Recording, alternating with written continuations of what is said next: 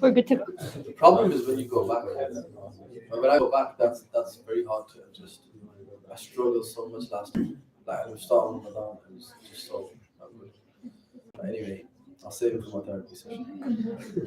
Bismillah. Okay, so there was one thing I'm going to quickly mention before we get into the questions in particular, and the thing that there was an important part that I wanted to mention, which is that from like a post 20 age, so it starts at 15 physically, which is independence. So physical independence begins, and it becomes more obvious to us because we know that now we're stronger. So that's why the teenager now says, well, no, I can do it myself, because there's an independence that kicks in more and more, and it goes all the way. Now, if parents, and I know there's a few parents here, so ask me a few questions. If parents don't give the child sufficient time to face the consequences of their own decisions earlier on, and they shield them, then the child going on to like 23, 24, 25 will act irresponsibly. So they will do, because they're active, but they haven't learned consequences of actions because they've been, like mollycoddled or like spoiled or just had a, let off with certain things. So that's one thing. The other thing is generally they don't jump to independence in thought. So a 15-year-old doesn't necessarily think that they know everything. A choleric temperament person, like, I'm going to mention a bit of temperaments now because this is where the nuances happen. A person of more choleric temperament will think more independently. They think they'll know more themselves. But generally, most kids will have a physical independence, and it will only continue. So by the time a person reaches 22, 23, now I'm my own person. I'm an independent person. So the 15, 20 years of sacrifice and dependence on, like the sacrifice from parents and dependence upon the parent, that very quickly gets forgotten. Because what happens when you become independent? You form judgments as if you form judgments that are subjective. So you say, and so what happens is subjectivity begins at this age as well. So all that a person experiences from 20 to 25, a person assumes that that's what all the world is, right? So the biggest level of ignorance of a young person is around that age, because they'll be like, oh, it's quite common with the well, no, but I know, right? Or, well, I know what's good for me, and these types of things. It's because we've grown up enough to where we are independent. We've seen people have doubt like this person responded like that. If people were good to people, or like a guy was good to to the other person, to have a good understanding of male figures. If a woman was not nice, or a man was not nice, then people start to form these judgments earlier on. So this is when independent judgments form. Before that, it's all inherited judgments of parents. Clear what I'm saying, yeah? But this whole thing is an age of independence. And that continues. Allah gives this illusion of independence, right? Because it's all an illusion. None of us are independent.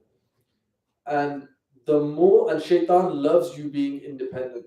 Shaitan's whole gig is because when you become independent, you be like, well, why do I need to do this? Why do I need to do that? Etc. You become, that's what hidden shirk is. Hidden shirk is independence.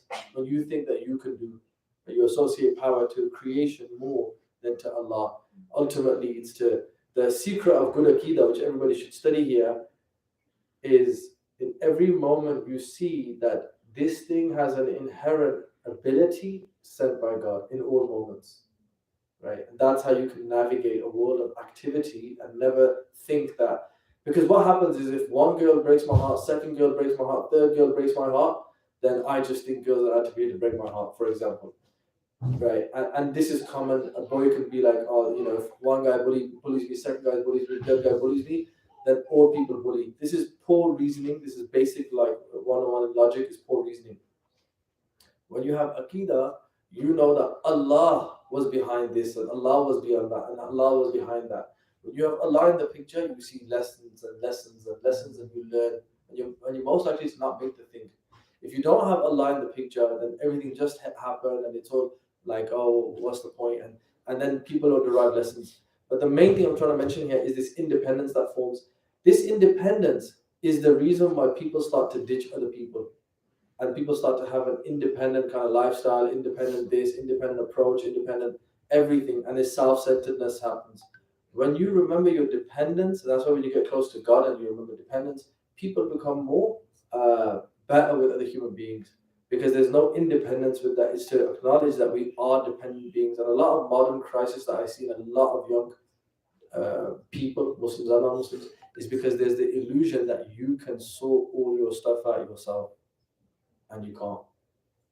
And there's this independence that I will get everything right by da da da. You're not gonna get everything right. You're not as amazing as they tell us. Right? God tells us we're amazing if we play our cards right. Yeah, we can be amazing if we do the right stuff. But if we don't do the right stuff, then we're certainly not gonna be amazing. And so that plays into then relationships essentially. And then later on, people have hardships, and when hardships happen, people remember their dependence.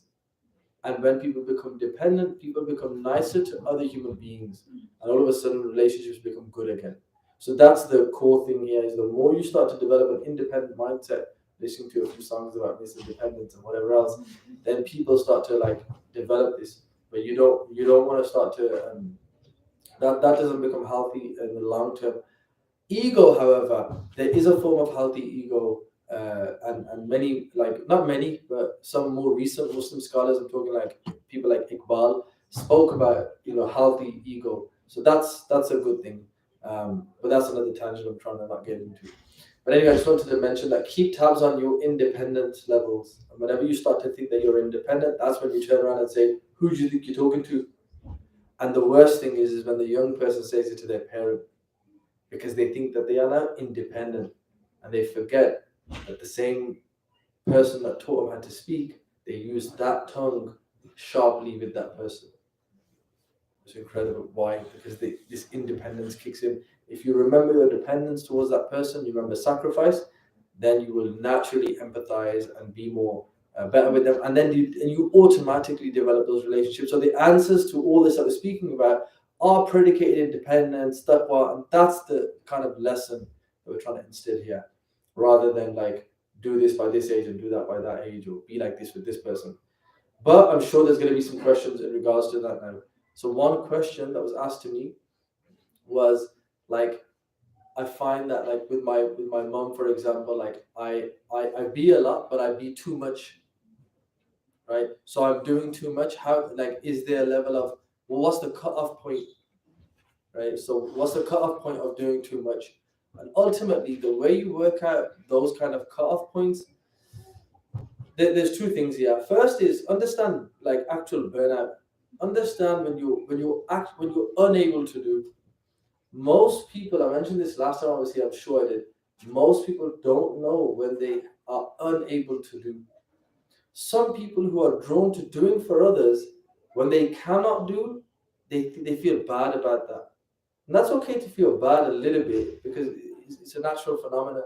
But don't assume that you have to do it when you cannot do it.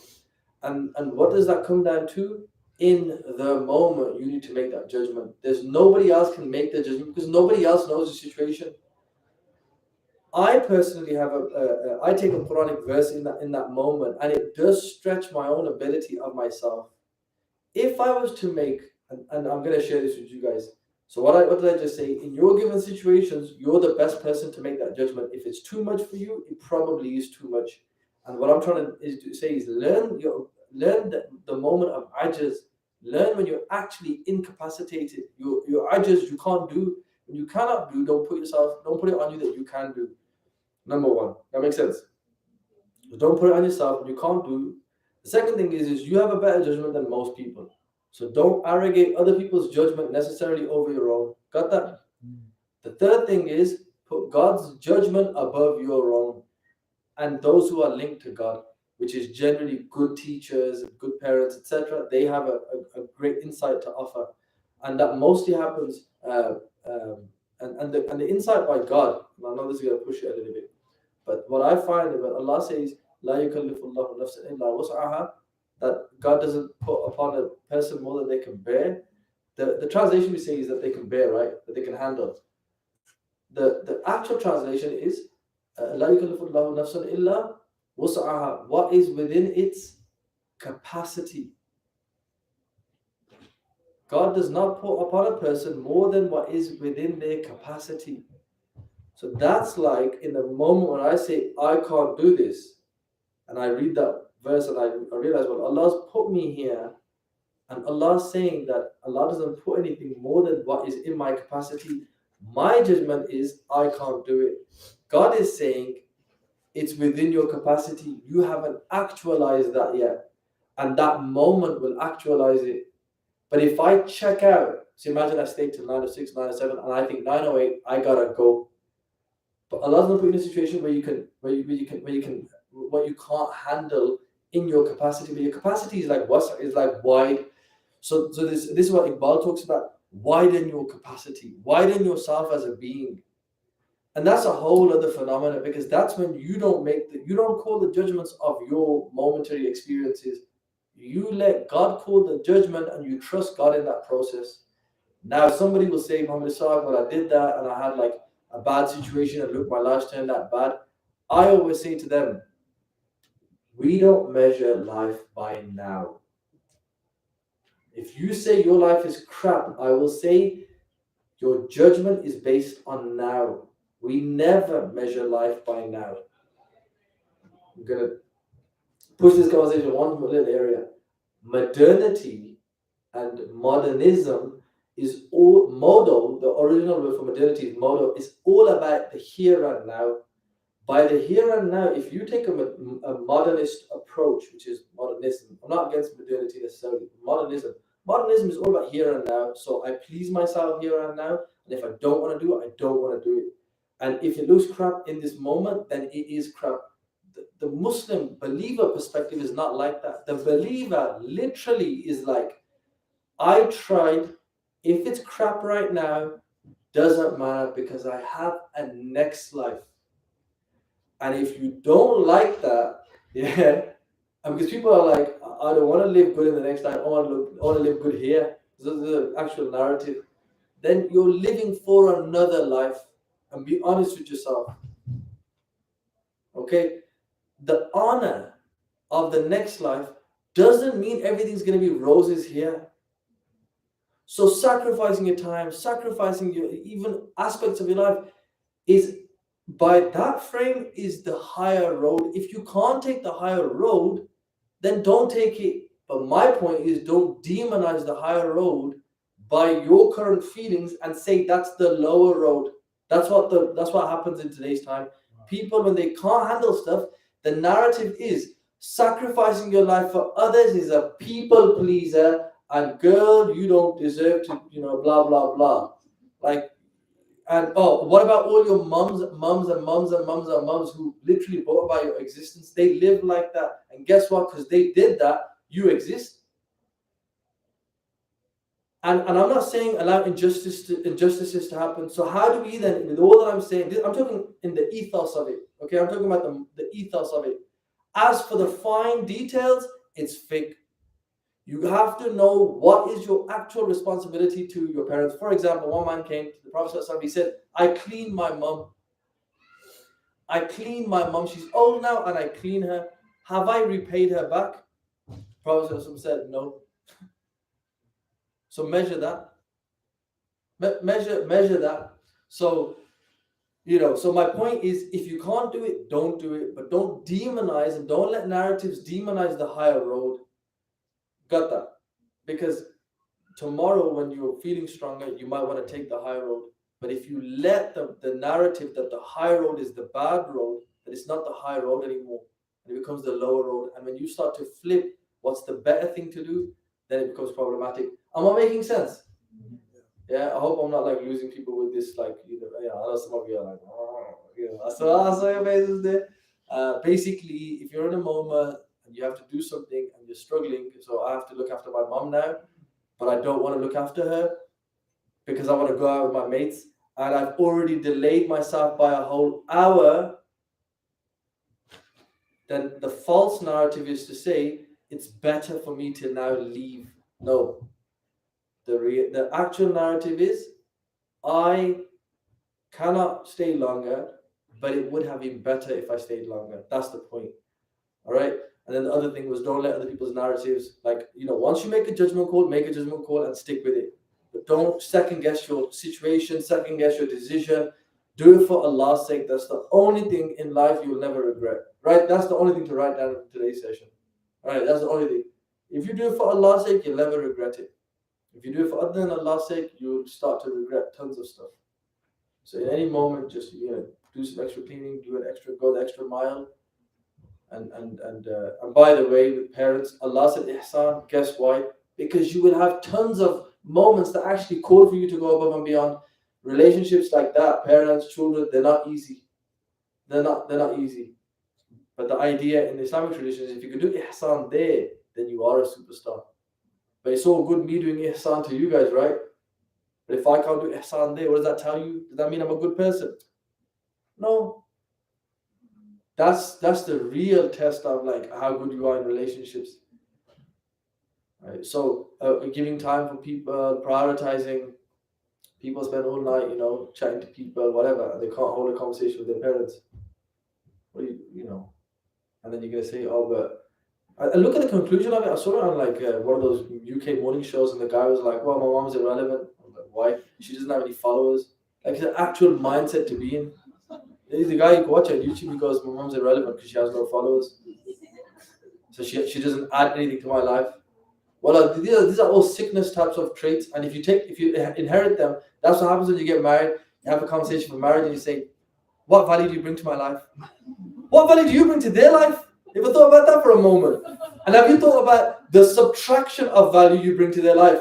You ever thought about that? It's not bringing value. Values can be plus and minus, right? I'm a maths teacher. Don't test me, people. Yeah, value can be plus and minus. When people because we're trained to be these little narcissists, and yes, we are trained to be narcissists by the systems that engineer and design. Then we just go in and say, do you add value to my life? Do you add value to my life? Or you don't? Yeah. And it's like, what are you talking about? This is all modernity sickness. If you hear that from your mouth, and you will hear it from your mouth, at that point, read and ask Allah to allow you to express how you feel like the Prophet. So that's why even Allah mentions expressions. He says, don't say oof. Don't even say oof, meaning watch your expressions. Right, so remember, dependence, independence. Right? Okay, inshallah. Okay, so I hope I answered that question, right? So you know your situation best. You make the judgment call. If you cannot do it, look to God and say, oh Allah, for your sake, know the hukuk of your own body. Remember I told you the maqasid al-sharia is one of them to look after your own health. If the thing is making you sick, Allah doesn't ask you to make yourself sick. However, if you do, break your back trying to save your brother from a problem, that's a good thing. Go battle scars. Right? That's a good thing to have a battle scar for a good thing, by the way. So don't just be like, oh, I have this now because I did this. Khalas, you were in filial piety to your parents. So you're going to get the reward. If Allah's written for you in this world at this moment to look bad, you're chilling in the next life. If you just measure it by this life, yeah, it is tough and it is difficult. But remember that story I told you about the guy in prison who called my teacher once. And he goes, Sheikh, it's so bad here. And the Sheikh goes, what did you expect? It's prison. So the same thing here, if you're a believer, it's a sijn al-mu'min. This world is a sijn, it's a prison for the believer. So you will have moments like that. But remember, our deen, Yusuf alayhi salam style, we end up having a good time in prison because we have God. So we just, contentment is just, alhamdulillah, where I am is perfect. This type of stuff, You're supposed to be reading. Remember I mentioned in the affirmations class we did last time I was here, Raditu billahi rabba. Right? Raditu billahi rabba. You're saying that, you're fostering that. You're creating that. You don't say that. What do you foster? One day, maybe I'll do like a breakdown of Disney songs. Somebody needs to. You like having a classic qasaid. There should be like a commentary on like Disney songs. Because some of them are like proper, like dangerous. Anyway. Imagine you see me at Disney World next week. What a crisis I'm going to have, huh? I'm not going to, just saying. Okay, any other questions? There was another question. What was that question? Yeah. So somebody asked about. So remember I said the fiqh part. The fiqh is to know rights. Even in marriage, when you're trying to get to know somebody, sometimes there'll be a person who's you might be a religious person, but then there's people out there who this guy is religious, but he hasn't got a job or he hasn't secured certain things about him, etc. That's where it comes down to hukuk. So you have to ask yourself at that point. Remember, I said make a decision. If the guy's got the deen, but he hasn't got a job, you need to ask yourself: can he actually will he be able to provide? Right? You don't necessarily want to put on him he has to have X, Y, and Z job, blah blah blah. You don't need the excess things. You need to look at the minimal things of hukuk. If you cannot do that, then then really just that's something to consider, because you're going to face that. If you can't support the lifestyle that your dad created for you, it's going to be a bit. Practically speaking, it's going to be difficult. Your dad should have chilled out and made it tough for the boys now. But no, I'm speaking as one of the boys. But I'm sure as a dad I'll say otherwise, right? SubhanAllah. But no, generally, you just want to ask yourself, what are the hukuk? So if it's a haqq to be able to have a home, a place, etc., cool. But is it a haqq to have like a 5-bedroom house, a 4-bedroom house? No, it's not. It's not a haqq. So don't put extra pressure on that situation. If the dude's a good guy, he's mutadayin, and he's able to provide a space, cool. But again, it does really come down to knowing yourself. It does come down to like, what can you handle? What can you, what sort of a life can you live, etc. You might think you can do it, and you actually can't. Right? So you have to make that judgment call, and no one knows it better than yourself, maybe. And like I said, do it for Allah's sake. You can't regret that. Even if you do, you just turn around and say to God, like, oh, but God, I did it for your sake. And then you remember God saying, well, I'm going to give you the reward for doing it for my sake. So, that's how they did it back in the day. You know how much I've been spending some time on romanticism and this type of stuff. And it's amazing how people got married, not for romantic reasons. For like the majority of human, I'm like 99% of humankind got married for practical reasons, not for romantic reasons. In fact, the idea of the romance actually came from the establishment of two people, not necessarily the other way around. It wasn't like two people have a great romance and then you get married. That's movies. Huh? Traditionally, it was like it was a social kind of position. It was like, okay, this person's a farmer and I'm a farmer. I've raised my daughter a farmer. You're a farmer, so it's probably good, to be in a similar kind. It's a very practical. So just kind of consider that as well. And don't just have this like high expectation or demands or something like that. Just for yourselves, for your own sake. Nowadays, compared to the times that you're talking about, I would say people are a lot more picky. Is there barakah in being less picky, and can you speak to that? A good question, huh? Is it barakah in being less picky? Barakah in being less picky. Is it good to be less picky? Yes. Is there barakah in being less picky? I don't know. I don't know if there's barakah. Is it virtuous to be selfless? Yes. Would I recommend being selfless and getting married? No. Because you need to pick somebody you actually like, right? So what I would say to people, my teachers have said this, and there's all variations. Remember, these are the particulars from Universal, so they're not necessarily what the Prophet said. Mia for Mia, and it's not like that in our deen. One of my teachers used to say, make a list and look at 3 non-negotiables. If the person fits the 3 non-negotiables, and there's 3 things that you maintain, like these are your things. These are things that you're important for you. The other things the person fits, and they fit these 3 things that are your things no matter what, they have 3 things as well. So in the future, when your selfish moments kick in, you claim your 3 things. Everything else you can be flexible with those 3 things. So you have a list of 10 things, you bring it down to 7 or something like that, and you say, do I find a person who fits these things? What will happen is, remember independent stage. In the young stage, when people are independent, everyone has a long list of who that person is, right? And what happens as you get older, you realize your dependence, you realize temporality, you realize you're dying, you realize you're not going to last for long. So your Miss Independence list decreases. Yeah, and as it decreases, all of a sudden, somebody now starts to fit that, right? But the funny thing is he fit that updated 4.0. He fit it 5 years ago. But because your self was still in that journey, and don't kick yourself for it because it's just meant to be like that, right?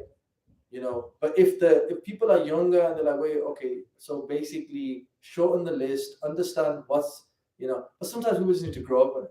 Like I wouldn't say to somebody just shorten your list just like that, because if you don't have a reason to shorten it, you wouldn't shorten it. That's what I'm trying to say. Like, don't listen to just somebody else's narrative. I'm not going to give you a magic number to get married. You just judge it. You ask yourself, is your like, if someone's like, I don't know, 30 and hasn't found the person that's on that your list consists of, I don't know how this became a marriage thingy. But at that point, that ideal probably doesn't exist. Why? Because you're 30. Right? Now the question is, well, how long have you been looking for, whatever. Most likely by 30, your person's been at least like 4 years keeping their eye out. Maybe not saying they're married, but they keep a look at it. I'm being realistic. So by that point, they probably like, okay, you know what, that person probably doesn't exist. Maybe just take off one thing. If you take off one thing, your search increases, right? So it's like Google, right? You just decrease the numbers. No, we don't want too many keywords. Less keywords, more search generated. So if your list is like generating 0, so just decrease 1, just cross 1 off and hit search. Keep an eye open. No? Take another one off. Sounds comical, but it's actually true. It's actually true. Like, you gotta like realize that we're conditioned to, because we are. That's what I'm trying to say. Is not like don't like what you like. Prophet told you 5 areas to consider, right? That are naturally considered, not to consider, and he told you what's the most important thing to consider. That's at the top for you, taqwa and akhlaq, right? Then, by the way, akhlaq and deen are separated in some hadith. Just remember that. Just because a person prays doesn't mean they have good akhlaq. The Prophet said in one hadith, I can't remember the actual hadith, deen and akhlaq was separated. So measure person's character, measure person's deen, and then after that, whatever you like, and then have a cut-off point. Yeah, but you be realistic in that. And Allah knows best, and you know better than me and people here. And Allah knows better than you. So kind of trust Allah in that process, do it for Allah's sake. And may Allah guide people. It's not easy. It's definitely a pandemic. I saw like a post the other day about like a pandemic going on, this marriage scene and all over the place. People can't get married and stuff like that. So I won't say too much. More than what I've already said. Yeah. Blame it on Hollywood and Bollywood. People don't even know the effects of Bollywood on their perspectives. People don't know Hollywood's effect. I like to ask people like their favorite movie, and then I ask them, do you know that you find yourself in your favorite movie? And they're like, huh? And some people are like, oh, yeah. And essentially, someone's a character in the movie that they like. That's why they like that movie, and then that character you are is linked to like how you live, like some orientation of your life. So we actually, in like a class, some of the classes I have, regular classes, I actually facilitate it for people. Write your movie down. What's the genre? Who's the character? Describe that character. Where they're going, and then we make like matchups to like our lives and that person, whatever. And then you just want to link like, okay, who did that person end up with? So certain people who are a bit more introverted, they're like Batman, right? There you go, right? There's like a link there because they see themselves as like that. They're like fighting for a cause. Poor kids traumatized and dressed as a bat. Can't see the healthy expression of his emotions. He's just beat up lots and lots of men. But the criminals, so apparently it's okay. And then there's the Superman lovers. That's another conversation. Just what I got. Oh, okay. I had a question. I hadn't fully phrased it yet. to be honest. But so you're like you said, kind of to jumpstart and to like wake up in a sense, right? So like, say you and friends are ready to like jumpstart or transition into a different phase, but the people around you are not, and nothing against them. You still like have a. It can, I don't know, maybe be isolating in some sense sometimes, like career-wise, relationship bridge, anything like that. How do you advise going through that, or like staying connected, also making new connections? Yeah. Yeah, so that kind of links to the identity thing. So you only feel like, so remember I said like there's a group. The what separates from the group is like original was the original idiot, right? And that links to identity because there's a group identity, and when you separate yourself from the group, you look like an idiot.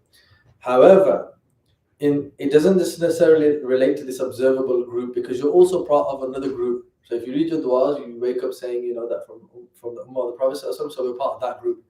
So when you feel alienated in any moment, you have to remember you're feeling alienated to the group that you've currently associated with. So just check your associations. So at that point, most people when they go to God, they have an alienation from their social groups. And some people get alienated from their social groups, so they go to God. In any case, go to God in that. And then when you go to God, you start to find a new group and you have new people in navigation. So that's in relation to like loneliness and navigating that.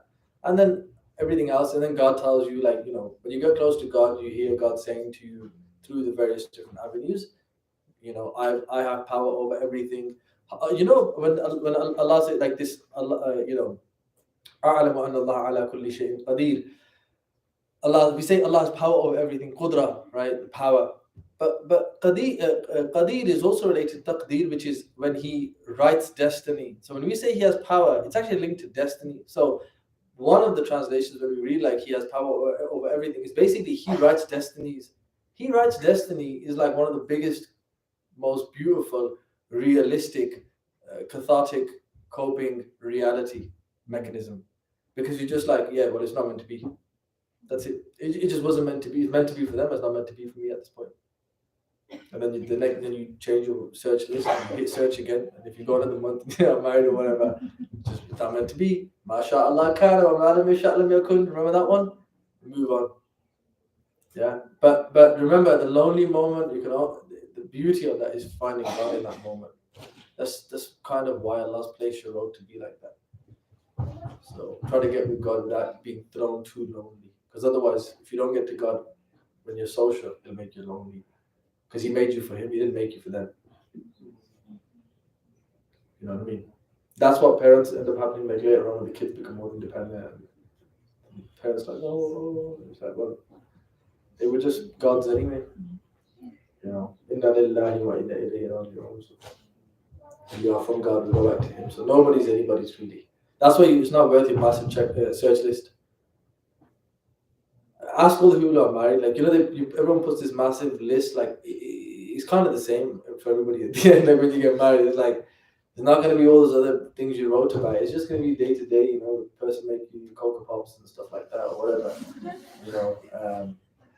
Or have you learned to make a Cocoa Pop? That's going to be the conversation. Ain't going to be like, oh, what movie you going to watch? This is how you spending your time. You're lazy, you're not, blah, blah, blah. You keep telling me to check my time. And you can't escape it. Marriage is kind of the same. It's conditioning to God. They call it nisf iman, like the half of like faith, right? Completing it's half of faith to complete your Islam or whatever. And so in that moment, people just think like, oh, you just get married now you complete it. No, it's because the marriage process is like what would you call it? Like a process you have to go through, and everybody goes through. So everyone who gets married, go through the process. You get a mirror stuck to your face. You're exposed ridiculously, and now you have to grow up. Easy. Easy. I don't know. Easy. You said, like you said, I don't know what that means, brother. It's like a process in fraternities. When you're new, they like give you all these tasks you don't want to do. It's called hazing. Oh, we're from the UK. We don't care about that fraternity crap. The Americans used to watch it. I don't know if but we didn't in our uni days. We were maybe the Islamic society we used to call it. the MSA equivalent. But other than that, Muslims have, it's very interesting when it comes to like identity and politics and stuff. That's another conversation. It's fascinating. Yeah, but amazing. You particularly mentioned, I really like how you particularly mentioned worshiping Allah with obedience and consent to parents. And one stage I'm struggling with right now is trying to help. I know my parents are healthy for the most part. I think things on their own, but I'm really trying to help them out. But I find myself always sucked in with work. And I don't know if it's because I'm a teacher or if it's the Bay Area and everyone's trying to, it's a very like hustle culture here. It's just become a little too fast paced, and I find myself stressed and frustrated. And I know you were talking about earlier, like the burden and all that, but I find myself really like not having a good work-life balance to the point where I'm like, should I reconsider a different profession? But I mean, in some ways, I'm like, Alhamdulillah, it has brought me closer to Allah, but in other ways, it's made me not focus so much in prayer because I'm, constantly thinking about work. So I'm just curious if you have any ideas or tips on that. Yeah. I feel this is there's like this is just the world we live in now. Like everyone's there. Those who've got their own business, maybe they have a bit of leeway, those who like work for themselves and any like things like that, they have a bit of it. Maybe some people who have a slightly more flexible business. I would advise people, but I'm very careful in how I say it because everyone's situation is so different. But I would recommend to people that really like, if you understand the obligations that God has upon you, which is your prayer and like all the stuff like Ramadan, etc., whatever, and you aim to like fulfill that, and then you understand the hukuk that people have. What will happen is we will have a discomfort by the way we have currently been designed to live, because it's just like, especially the teaching profession, like what they expect from the teacher is crazy.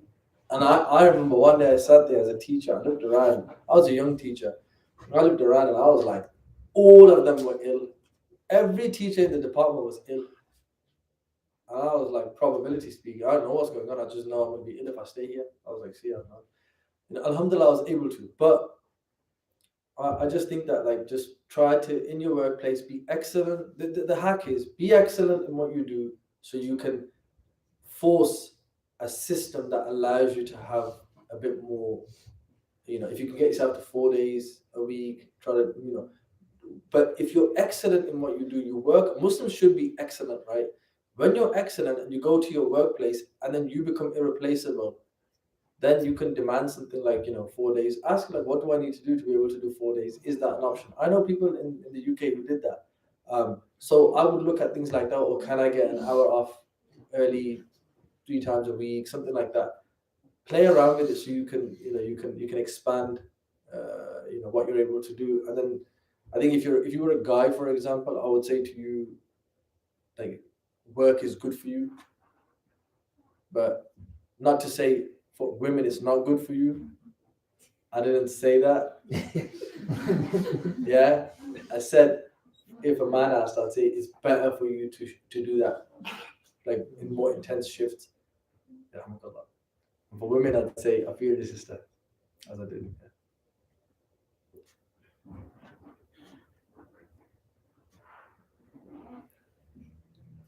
Yeah.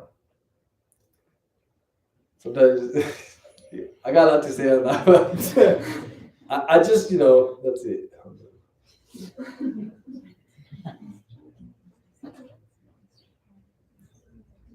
Just you see your own life and make your own, like, that's what I'm trying to just remind people, like, this type of stuff, there's no one solution. Like, assess it, ask Allah, do it for Allah's sake, and make such slow changes as best as you can. If you feel like you're tired, then just take a break, or, know your temperament. That'll help. Genuinely, that does help a lot, because then you know your own behavioral patterns. Well, but the reason I get frustrated is people have iPads, yeah, and then they say, I don't have any money. It's like, why do you need an iPad? So we really need to assess the way we live. Do you know what I mean? And so it's tough. So I feel what you're saying. Oh, okay. I have a question. I was just gonna add. Yeah, please. I was gonna add that. One of the things that I noticed, like my whole family lives here, and it's really difficult for us to make sure that I'm giving everyone time, and especially with your parents, if they're getting older. One of the things I realized was when I was spending time with them, I wasn't really present. And so I think that that's something that I'm working on because I'm like, okay, I only have a limited number of hours in a day. And the time that I am going to spend with them, like, I'll put my phone away, or I'll make sure that I'm there because another thing that happens with us is that our minds are constantly racing, we're multitasking, all the different things we have to do. And I realized that was kind of pulling away where it didn't matter even if I spent the whole day with them because if I wasn't present, like they felt it, I felt it, and I left feeling it was like, what was that? Yeah, I have this thing where I live with them, so it kind of feels, almost feels like I'm giving myself a pass for not spending much time with them. Other than on weekends, and then when I try to. It's always like, oh, I gotta do something for the DMV, or something at work, something, and it's just, it's funny, I read somewhere where it's like American, a lot of my family, extended family that travel, they're like, America's crazy with people work. If you're just constantly jumping to the next place work. Yeah. I think I feel like I'm in like a forum, but like I want to piggyback off of that, just because I feel like I struggle with that, and I know I'm relatively young. But I think a lot of it comes down to like intention. I realize like I try to look at the big picture of my day, and it's really easy for me to feel like I'm fulfilled if I stayed at work till like 7 p.m. and then I came home and I really missed this prayer and like I don't have time to talk to my parents. I'm really tired. I have to do my laundry, And so I realized, like, for me, the way I find joy is in, like, the little moments. And for me, it looks like it really is about being present. So when I talk to my parents, even if I know it's going to be, like, even a 2-minute conversation in passing, I'm intentional. Like, I'm there with them. I make it count, even if it's hard and I want to, like, disassociate. Like, I laugh with them, or I'll try to make a comment, or even when I'm praying, I'll try to ground myself and be more present in whatever sort I'm reciting, or even at work, if I feel myself, like, wanting to just not be there, like, I just try to be more intentional and be like, well, reevaluate like what you're doing this for, like who you are, and try to ground yourself. And so I know it's really like easy to get carried away with kind of like how fast paced life is, because when you graduate, like life, the snap of a finger is like 2 years later. Like I don't know how that happened, it's kind of crazy, but like yeah, I would say intentions in the little moments makes it go such a long way. I mean that's worked for me, but yeah, it's being intentional. Yeah, but I definitely work to something in that intention as well. Like really, like, and I was serious. Like, if you're able to, in your areas of discipline, to try to establish something where you can work for yourself to some degree, like really make that a long-term kind of plan for yourself. And I would say tell people in advance that it's possible. Lots of fields you can go private in some capacity, and especially the online world. Like you can do a lot of stuff. You trust me, even if you make boba, whatever, you can do deliveries, and loads of stuff. Sorry? I was like, someone's already making boba. Yeah, there's tons of, but the crazy thing is, remember this, the crazy thing is that if it's popular, it means there's another piece of the cake for you as well. So because you don't, and you don't really know it until you tried it. So just kind of make like good plans, tries as you try things. But as a teacher, like if you could teach, you got different subject. What do you teach? Homeroom, so 4th grade. Yeah, primary school teacher. Yeah. Yeah. It's funny, my dad was like, open up a business. Tuition centers, if you're able to, that's a really good one. Especially if you can do it, try to do it remote or something like that. You can do it online, get like the students on an online class prepping for like, we have like higher schools, like there's like state schools, and then there's like grammar schools for the elite. No, there's actually private schools for the elite, and like grammar school for like, so you have like this kind of It's a test that you do 11 plus, and then it takes you to like the better school. You know, you just start something like that if you're good enough at it, and get 2 or 3 teachers, get a class of 30, charge $5, how much to make, you know, an hour. I don't know. May Allah assist you, and genuinely ask Allah in that. You know, that's the type of stuff, sister. Yeah, but Allah says the one who has taqwa of Allah, He makes a way out for them from a place that they cannot even do hisab of that. They cannot comprehend it. It's out of their hisab, their reckoning or accounting. Sorry, it's out of their accounting. So that's a good thing to do, is like do the taqwa in one thing in your life where you can be a better at, like what are your prayers, I don't know, whatever you can do taqwa in, and then just keep an eye out for the opening from God, and all of a sudden you'll find like something will happen. If you do that, I'll see you next time and you'll tell me the opening. Like, I believe that 100%. I've seen it with tons and tons of people. You have to have proper taqwa, you know. In fact, it's like taqwa is like the treat. If you can do taqwa, then just get ready for treats. The hard part I find is if you max yourself out, then you can't do more taqwa. You're like, oh God, like I'm missing out on so many things that could happen because I'm just too weak.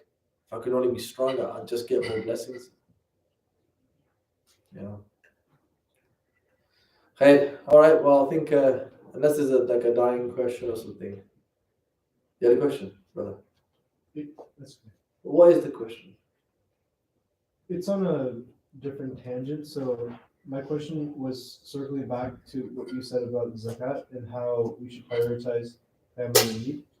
In today's day and age, like a lot of our in need family members, cousins or whatever, the countries that we come from, they may not be quote unquote zakat eligible traditionally, since they have like a certain amount of gold and stuff. or iPhones or whatever. Yeah.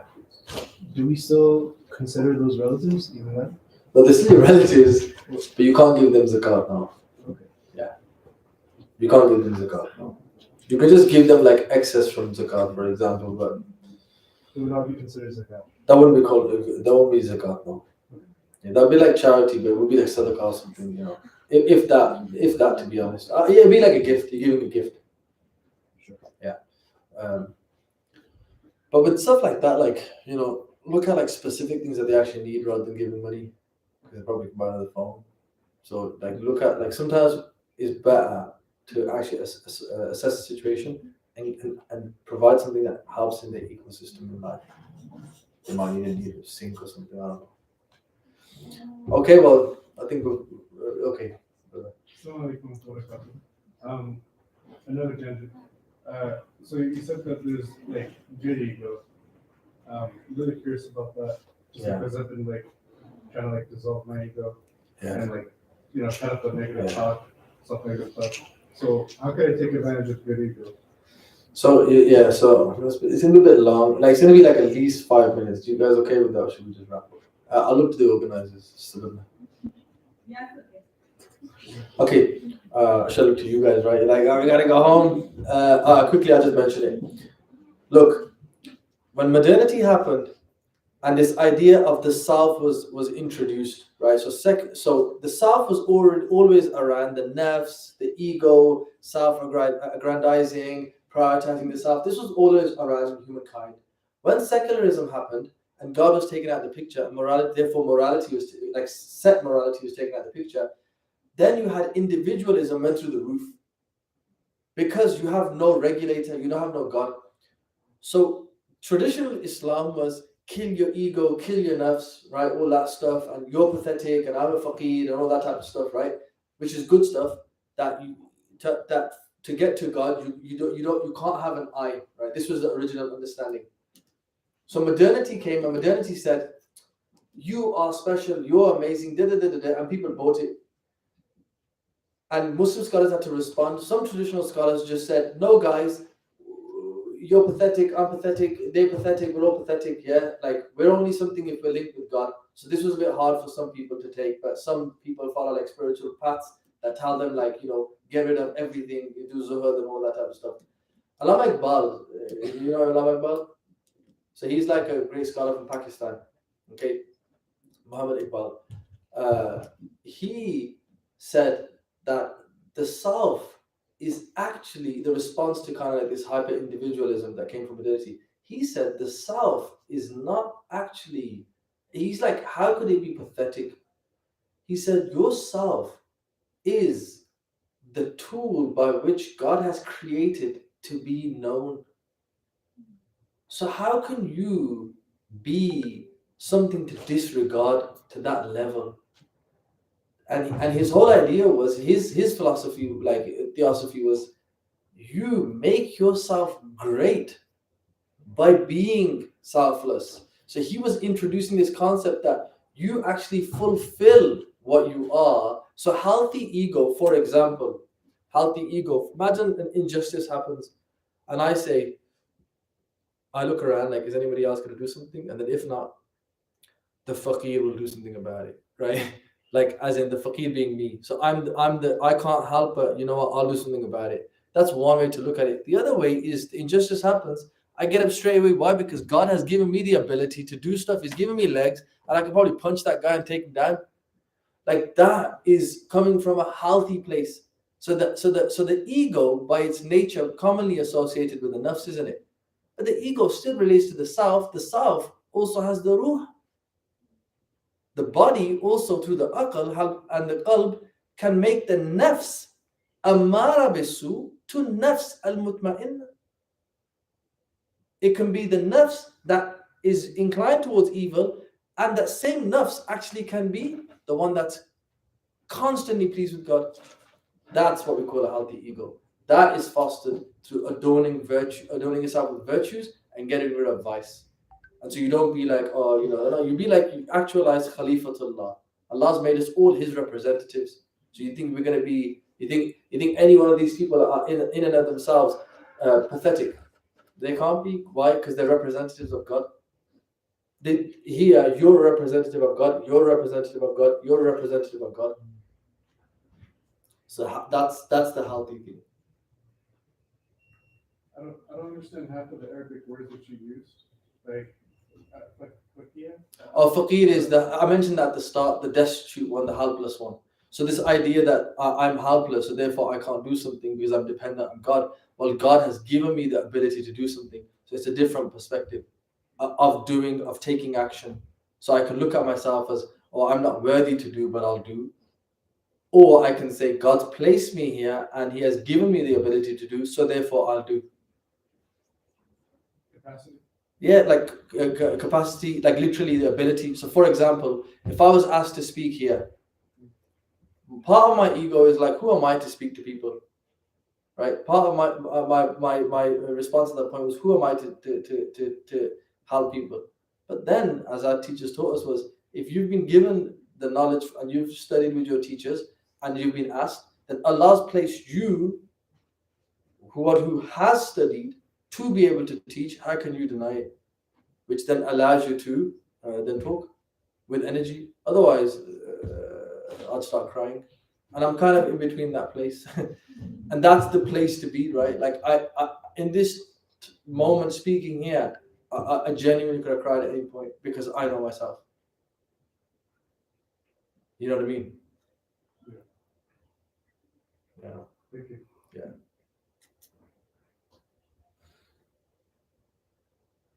Well, I'm basing on us. Okay, good place to finish. All right, well, have a safe trip home. And nice to see so many of you guys, again, after such a long time. Allah bless you guys. Allah bless you guys. Make dua for yourselves, make dua for me, inshallah. All right, and all the best with like your ventures, marriage, and whatever else, inshallah. Assalamu alaikum. Islam. You guys another lecture? Been training a lot. Yeah, man. Been training a lot more than before. Huh? I think it's just the Ramadan wave. Yeah, you've been good though, inshallah.